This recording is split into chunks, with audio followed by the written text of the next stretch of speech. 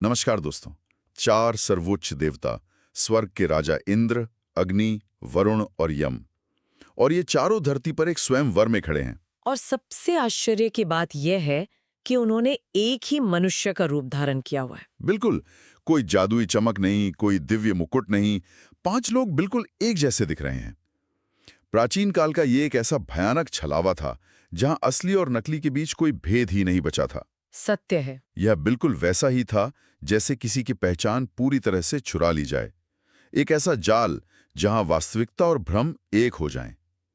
और अकेले एक स्त्री को इस महाभ्रम को तोड़ना है। यह दृश्य जितना अद्भुत है, सच कहूं तो उतना ही डरावना भी है। महर्षि वेदव्यास द्वारा रचित नल और दमयंती की यह कथा मात्र कोई साधारण गाथा नहीं है। कदापि नहीं। यह मानवीय दुर्बलताओं, असीमित धैर्य और कभी न टूटने वाले संकल्प का एक अत्यंत गहरा और मार्मिक वृत्तांत है। जब हम इस प्रसंग पर विचार करते हैं तो समझ आता है कि देवताओं का यह कृत्य कोई साधारण परीक्षा नहीं थी। तो फिर क्या था ये? ये सत्य और भ्रम के बीच का एक महायुद्ध था। क्या बात है। निषद देश के पराक्रमी राजा नल और विदर्भ नरेश की अत्यंत सुंदर पुत्री दमयंती, इन दोनों की कथा में जो बात मुझे सबसे अधिक चौंकाती है, मतलब मैं अचंभित रह जाता हूं ये सोचकर कि इन दोनों ने एक दूसरे को कभी देखा ही नहीं था। बिल्कुल नहीं। कोई चित्र नहीं, कोई भेंट नहीं। केवल एक दूसरे के गुणों का वर्णन सुना और उनका हृदय एक दूसरे से पूरी तरह जुड़ गया। एक स्वर्ण हंस उनके बीच प्रेम का संदेशवाहक बना था। आज के युग में जहां हर वस्तु बाहरी दिखावे पर निर्भर करती है, ये विचार ही कितना शक्तिशाली है कि प्रेम आंखों से नहीं, श्रवण से जन्म ले रहा है। देखिए, ये एक बहुत ही महत्वपूर्ण बिंदु है। प्राचीन काल में किसी व्यक्ति के शब्दों और उसकी प्रतिष्ठा का इतना अधिक महत्व था कि बिना देखे केवल गुणों के श्रवण से उत्पन्न हुआ प्रेम सबसे पवित्र, सबसे अडिग माना जाता था। अद्भुत। नल और दमयंती का प्रेम कोई शारीरिक आकर्षण नहीं था। ये दो आत्माओं का ऐसा मिलन था जिसे तोड़ने की शक्ति किसी अस्त्र या शस्त्र में नहीं थी। सत्य वचन। और जानते हैं, जब हम किसी के गुणों से प्रेम करते हैं तो हम वास्तव में उसकी चेतना से जुड़ रहे होते हैं। और यही कारण था कि देवताओं को भी ये प्रेम अपने लिए एक चुनौती लगने लगा था। और उसी चुनौती का परिणाम था वो भव्य स्वयंवर। विदर्भ के राजमहल में पृथ्वी के कोने कोने से महान राजा और राजकुमार उपस्थित थे। परंतु जब दमयंती वरमाला लेकर आगे बढ़ी तो उसने देखा कि वहां एक नहीं बल्कि 5 राजा नल बैठे हैं। एक अत्यंत भयानक स्थिति। अरे, मुझे तो यहाँ ये सोचकर ही उलझन हो रही है कि जब पांचों बिल्कुल एक समान दिख रहे थे, जिनकी आवाज, जिनका रूप, जिनका व्यवहार 100% समान था, तो दमयंती को कैसे पता चला कि असली मनुष्य कौन है? यही तो वो क्षण है जहां परीक्षा अपने चरम पर थी। मतलब क्या ये संभव है कि कोई साधारण स्त्री देवताओं के इस मायाजाल को इतनी सरलता से भेद दे? यहीं पर दमयंती की सूक्ष्म दृष्टि और उसकी अद्भुत भावनात्मक बुद्धिमत्ता सामने आती है। वो घबराई नहीं। कोई और स्त्री होती तो इस अलौकिक दृश्य को देखकर मूर्छित हो जाती, या फिर किसी देवता को चुनकर स्वयं को भाग्यशाली मान लेती। बिल्कुल। परंतु दमयंती ने सत्य को देखा। उसने ध्यान दिया कि उन 5 में से 4 की पलकें कभी नहीं झपक रही थीं। अरे बाप रे! उनके शरीरों पर पसीने की एक भी बूंद नहीं थी। उनके गले में पड़ी पुष्पों की माला तनिक भी कुम्हलाई नहीं थी। और सबसे बड़ी बात, उनके पैर भूमि को स्पर्श नहीं कर रहे थे। अद्भुत। अर्थ यह है कि उनकी पूर्णता ही उनकी पहचान बन गई, क्योंकि देवता अपूर्ण नहीं हो सकते। सत्य वचन। दमयंती भली भांति जानती थी कि मनुष्य अपूर्ण है। वो पसीना बहाता है, वो पलकें झपकाता है, वो भूमि से जुड़ा रहता है। उसने उस दैवीय पूर्णता को नकार कर मनुष्य की अपूर्णता को चुना। क्या बात है। ये प्रमाणित करता है कि सच्चा प्रेम केवल बाहरी रूप नहीं देखता, वह सत्य को महसूस करता है। दमयंती का ये निर्णय हमें बताता है कि प्रेम में हम किसी को आदर्श या देवता नहीं बनाते, बल्कि उसकी सभी कमजोरियों और मानवीय सीमाओं के साथ उसे स्वीकार करते हैं। कैसा अंधकार जिसने सब कुछ निगल लिया। ऐसा प्रतीत होता है कि देवताओं ने तो अपनी हार स्वीकार कर ली, परंतु एक और शक्ति थी जो इसे सहन नहीं कर सकी। कलियुग का प्रतीक कली। कली का भयंकर अहंकार जाग उठता है। बिल्कुल। वो यह स्वीकार ही नहीं कर पाया कि देवताओं को छोड़कर एक साधारण इंसान को चुना गया। उसने उसी क्षण राजा नल को पूरी तरह नष्ट करने की प्रतिज्ञा ली। और कली का ये प्रवेश केवल एक साधारण घटना नहीं है, ये एक बहुत बड़े मनोवैज्ञानिक सत्य का प्रतीक है। देखिए, कली कोई ऐसा शत्रु नहीं था जो तलवार लेकर सामने खड़ा था। तो फिर वो क्या था? वो हमारे भीतर का अंधकार है। कली उस व्यसन, उस अहंकार और उस मानसिक विकार का प्रतीक है जो हमारी चेतना के कमजोर होते ही हम पर हावी हो जाता है। कली ने तुरंत आक्रमण नहीं किया। वो 12 वर्षों तक राजा नल के आसपास मंडराता रहा। वो बस प्रतीक्षा कर रहा था। 12 वर्ष, ये बात सचमुच कंपा देने वाली है। एक अदृश्य शत्रु की भांति वो उस एक क्षण की प्रतीक्षा कर रहा था जब नल से कोई चूक हो। सत्य है। और अंततः एक दिन जब नल से स्नान के दौरान एक छोटी सी अशुद्धता रह गई, उनका ध्यान पल भर के लिए भटक गया, कली ने उनके शरीर में प्रवेश कर लिया। मुझे ये सोचकर ही भय लगता है। भयभीत करने वाला तो ये है ही। आत्मनियंत्रण खोने का एक छोटा सा क्षण कैसे एक इंसान के पूरे जीवन और साम्राज्य को ताश के पत्तों की तरह बिखेर सकता है। इस अनुभूति को गहराई से समझें। जब व्यक्ति निरंतर सजग रहता है तो बुराई उसके भीतर प्रवेश नहीं कर सकती, परंतु जैसे ही सजगता टूटती है, पतन आरंभ हो जाता है। कली के प्रवेश करते ही नल का मस्तिष्क बदल गया। उनका अपनी इच्छाओं पर कोई नियंत्रण ही नहीं रहा। बिल्कुल नहीं। और इसका परिणाम था द्यूत क्रीड़ा, जुआ। अपने ही भाई पुष्कर के साथ जुए के खेल में नल अपना राज्य, अपना स्वर्ण, अपना रथ, अपना सब कुछ हार गए। जुआ केवल एक खेल नहीं है, ये उसी व्यसन का अंतिम रूप है जहां मनुष्य सोचता है कि अगली बारी में वो सब कुछ ठीक कर लेगा, लेकिन वो केवल गहरे गर्त में गिरता जाता है। सत्य वचन। और इस दौरान नल की स्थिति एक विक्षिप्त व्यक्ति जैसी हो गई थी। दरबारी उन्हें समझा रहे थे, मंत्री उन्हें रोक रहे थे, यहां तक कि स्वयं दमयंती ने उन्हें रोकने का बहुत प्रयास किया, लेकिन नल ने किसी की नहीं सुनी। क्योंकि कली उनके मस्तिष्क पर पूर्ण रूप से हावी था। इंसान जब अपने सबसे बुरे दौर में होता है तो वो कैसे अपनी सुध-बुध खो बैठता है और अपने ही हाथों अपना सर्वनाश कर लेता है। ये उसका सबसे सटीक और पीड़ादायक चित्रण है। हारने के पश्चात राजा नल और महारानी दमयंती को केवल एक वस्त्र में वनवास के लिए निकलना पड़ा। ये वो क्षण था जब भौतिक हानि मानसिक प्रताड़ना में बदल गई। सोचिए, जो राजा रेशम के बिछौने पर सोता था, वो कटीली झाड़ियों पर चलने को विवश था। हृदय विदारक। लेकिन सबसे बड़ी पीड़ा राज्य का छिनना नहीं था। सबसे बड़ी पीड़ा थी आत्मसम्मान का छिनना। नल अब वो पराक्रमी राजा नहीं थे जिन्होंने देवताओं को चुनौती दी थी। वे एक हारे हुए, व्यसन से ग्रस्त और स्वयं से घृणा करने वाले व्यक्ति बन चुके थे। और इसी आत्मग्लानि ने उस घटना को जन्म दिया जिसे स्वीकार करना मेरे लिए सबसे कठिन है। इस कथा का सबसे हृदय विदारक दृश्य। घने जंगल में कली के भयंकर प्रभाव में आकर नल ने अपनी पत्नी दमयंती को सोता हुआ अकेला छोड़ दिया। एक अत्यंत ही पीड़ादायक क्षण।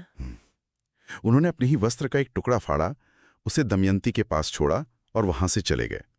सच कहूं तो मुझे यहां नल के चरित्र पर बहुत भयंकर क्रोध आता है। ये बात बहुत ही कायरतापूर्ण लगती है। आपका ऐसा सोचना अस्वाभाविक नहीं है। जो नल दमयंती से इतना अधिक प्रेम करते थे, उसी नल ने उसे भयंकर जंगली जानवरों के बीच छोड़ दिया। क्या ये प्रेम था या पलायन?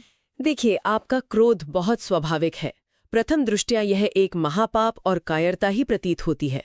परंतु यदि हम नल की टूटी हुई मानसिक स्थिति की गहराई में जाएं, तो एक सर्वथा भिन्न सत्य सामने आता है। भिन्न सत्य? कैसा सत्य? जब व्यक्ति अपराध बोध से पूरी तरह भर जाता है तो वह अपनों का सामना नहीं कर पाता। नल को लगता था कि दमयंती केवल उनके कारण उस भयंकर वन में कष्ट भोग रही है। उनका मस्तिष्क कली के प्रभाव से पूरी तरह भ्रमित था। तो क्या उन्हें लगा कि उनके जाने से दमयंती सुरक्षित हो जाएगी? बिल्कुल।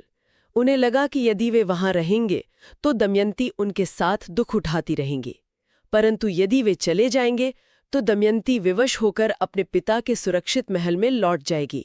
अच्छा, अर्थात वह पलायन प्रेम की कमी नहीं थी, बल्कि यह शर्मिंदगी और अपराध बोध का वो भारी बोझ था जिसे नल उठा नहीं पा रहे थे। वो अपनी ही नजरों में इतने घिर चुके थे कि उन्हें लगा कि दमयंती उनके बिना अधिक सुरक्षित रहेगी। यथार्थ में ऐसा ही था। ये कृत्य उनकी पूरी तरह नष्ट हो चुकी मानसिक स्थिति का सबसे बड़ा प्रमाण है। इंसान जब स्वयं को क्षमा नहीं कर पाता तो वो उन लोगों से दूर भागने लगता है जो उससे सबसे अधिक प्रेम करते हैं। बहुत ही गहरी बात है ये। नल का यह निर्णय उनकी करुणा का एक विकृत रूप था जो केवल भ्रम और आत्मग्लानि से उत्पन्न हुआ था। और इस भयानक वियोग के बाद नल की यात्रा एक और रहस्यमयी मोड़ लेती है। जंगल की भयानक आग के बीच नल ने करकोटक नाग को जलने से बचाया। हाँ, एक अत्यंत महत्वपूर्ण घटना। लेकिन इसके प्रतिफल में उसी नाग ने नल को डस लिया। नाग के विष के प्रभाव से नल का वो सुंदर आकर्षक रूप तुरंत नष्ट हो गया और वे बाहुक नामक एक अत्यंत कुरूप और बौने सारथी में परिवर्तित हो गए। सत्य है। अब देखिए, मुझे ये भी सीधा सीधा धोखा ही लगता है। कोई अपने रक्षक को ही कैसे डस सकता है? देखने में ये नाग का डसना एक भयानक श्राप लगता है। यही तो इस कथा का सबसे अद्भुत और रहस्यमयी मोड़ है। करकोटक नाग ने नल को डसकर उन्हें कोई श्राप नहीं दिया था, बल्कि एक अत्यंत सुरक्षित ढाल प्रदान की थी। इस शारीरिक बदलाव के पीछे एक बहुत गहरा कारण था। सुरक्षित ढाल? एक कुरूप सारथी बन जाना किसी की रक्षा कैसे कर सकता है? बाहुक का वो कुरूप रूप नल की आंतरिक पीड़ा का प्रत्यक्ष दर्पण था। जब इंसान स्वयं से नजरें नहीं मिला पाता, तो वो चाहता है कि संसार भी उसे न देखे। करकोटक नाग ने नल को एक ऐसी पहचान दी जिससे वे अपने शत्रुओं से बच सकें और अपना प्रायश्चित शांति से पूरा कर सकें। अरे, परंतु इसके साथ ही एक और चमत्कार हुआ। नाग के उस विष ने नल के शरीर को तो कुरूप बनाया, लेकिन उस विष ने नल के भीतर बैठे उस पापी कली को जलाना आरंभ कर दिया। क्या बात है! ये तो अत्यंत ही अद्भुत है। अर्थात विष ने नल को नहीं, बल्कि उनके भीतर के विकार को नष्ट करना आरंभ कर दिया। बिल्कुल, वो शारीरिक बदलाव वास्तव में उनकी आंतरिक टूट-फूट का एक आवरण था। नल को अपने अहंकार को पूरी तरह मिटाना था और ये कार्य एक महान राजा के रूप में नहीं, बल्कि एक साधारण सेवक बाहुक के रूप में ही संभव था। सत्यवचन। यह एक बहुत बड़ा मनोवैज्ञानिक सत्य है कि कभी-कभी हमें अपने सबसे बड़े विकारों से मुक्त होने के लिए अपनी पुरानी पहचान को पूरी तरह से नष्ट करना पड़ता है। ये तो नल की अत्यंत कठिन यात्रा हुई, परंतु दूसरी ओर इस भयंकर वियोग और व्यथा में दमयंती का क्या हुआ? वो कोई साधारण स्त्री नहीं थी। परिस्थितियों के हाथों हार मानने वाली कोई बेबस या असहाय स्त्री कदापि नहीं थी। बिल्कुल नहीं। उसका संकल्प तो पर्वतों से भी अधिक अटल था। घने जंगल में अकेले जागने के बाद, अपने पति को ना पाकर, मृत्यु को इतने करीब से देखने के बाद भी उसने विलाप करते हुए अपने प्राण नहीं त्यागे। उसने संघर्ष किया। वो अनेक कष्ट सहकर अंततः अपने पिता के राज्य विदर्भ पहुंची। और वहां पहुंचकर उसने जो किया, वो उसकी अद्वितीय बुद्धिमत्ता का परिचायक है। हाँ, उसने एक अत्यंत चतुर रणनीति बनाई। दमयंती ने केवल शोक नहीं मनाया, उसने परिस्थितियों की डोर अपने हाथों में ली। यही उसकी सबसे बड़ी शक्ति थी। उसने पूरे आर्यावर्त में एक मिथ्या समाचार भिजवाया, एक झूठी सूचना कि दमयंती दूसरा स्वयंवर रचाने जा रही है। दमयंती भली भांति जानती थी कि पृथ्वी पर केवल राजा नल ही हैं जिन्हें अश्वों को हाँकने की विद्या का इतना गहरा ज्ञान है कि वो एक ही दिन में सैकड़ों योजन की दूरी तय करके रथ को विदर्भ पहुंचा सकते हैं। उसकी योजना अत्यंत सटीक थी। उसने यह भी सुनिश्चित किया कि यह समाचार राजा ऋतुपर्ण तक पहुंचे, क्योंकि उसे अनुमान था कि नल कहीं ना कहीं अपनी पहचान छिपाकर अवश्य रह रहे होंगे। ये रणनीति दमयंती के अदम्य विश्वास की पराकाष्ठा है। वो जानती थी कि नल का रूप भले ही बदल गया हो, उनका स्थान भले ही बदल गया हो, परंतु उनके जो मूल गुण हैं, उनकी जो चेतना है, वो कदापि नहीं बदल सकती। और ऐसा ही हुआ। जब राजा ऋतुपर्ण का रथ बाहुक के नेतृत्व में विदर्भ पहुंचा, तो रथ के पहियों की वो अद्वितीय गर्जना सुनकर दमयंती का हृदय तुरंत जान गया था कि ये रथ केवल और केवल नल ही चला सकते हैं। परंतु जब दमयंती ने बाहुक को देखा, तो वह पूरी तरह से अलग था। एक अत्यंत कुरूप, ठिकना और साधारण सा सेवक। कोई और स्त्री होती तो तुरंत मान लेती कि यह वो व्यक्ति कदापि नहीं हो सकता जिससे वह प्रेम करती है। सत्य है। लेकिन दमयंती ने सत्य को पहचानने के लिए रूप का नहीं, बल्कि गुणों का मार्ग चुना। यही वो क्षण है जहां ये महागाथा अपने चरम पर पहुंचती है। दमयंती ने अपनी सेविका को बाहुक की परीक्षा लेने भेजा। हाँ, वो परीक्षा। उसने देखा कि बाहुक बिना अग्नि के केवल संकल्प से भोजन पका सकता है और बिना जल के पात्रों को भर सकता है।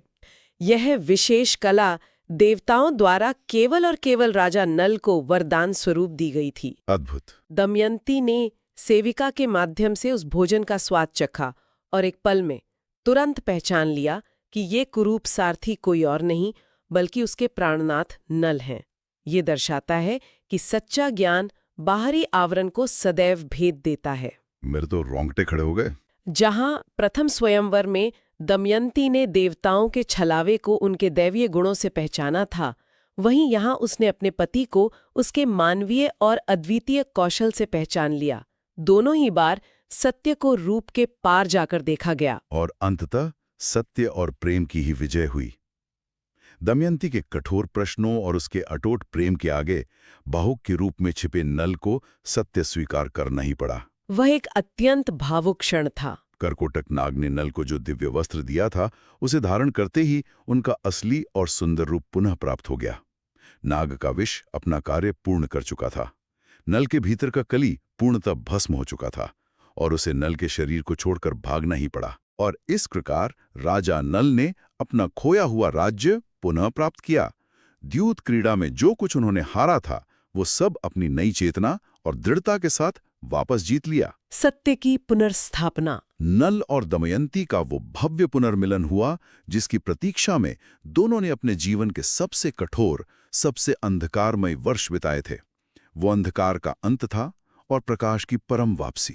इस संपूर्ण गाथा का सबसे शक्तिशाली संदेश यही है कि बुरा समय और परीक्षा की घड़ी हर व्यक्ति के जीवन में आती है।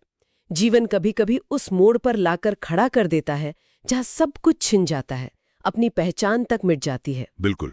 परंतु जो मनुष्य सत्य, धर्म और प्रेम के मार्ग पर अडिग रहता है, वो बड़े से बड़े अंधकार को पराजित कर सकता है।